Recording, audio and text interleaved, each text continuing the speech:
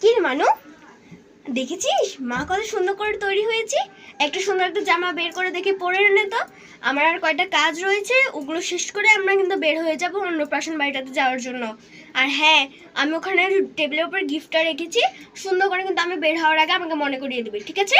তাড়াতাড়ি তৈরি হয়ে নে দেখি তুই। উফ মা, কয়বার বলবো, কাল থেকে আমি তোমাকে বলছি যে আমি যাবো না তোমার সাথে। তুমি গিয়ে নিমন্ত্রণ বাড়িটা খেয়ে এসো না, আমার থেকে ভালো লাগছে না, আমি যাবো না মা। হ্যাঁ, এখন তো তুই বলবি যে তুই যাবি না। কাল যখন বিকেলবেলা তোর বান্ধবীর গুলো কল দিয়েছিল, এক পায়ে তুই রাজি হয়ে গিয়েছিল, আর যখন আজকে আমি যেতে বলছি তোকে, তখন তো তুই যাবি না। যত সব মরণ এখানে। মহিলাটা কতবার বলে গেল আমাদেরকে যে তুমি দিদি তুমি এসো, দিদি তুমি তোমার ছেলে মেয়েদের সকলকে নিয়ে এসো। এখন তো তুই আর যাবি না, না? যত সব মরণ।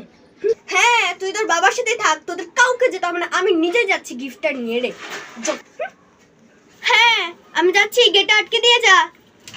দুগা দুগা দুগা দুগা দুগা।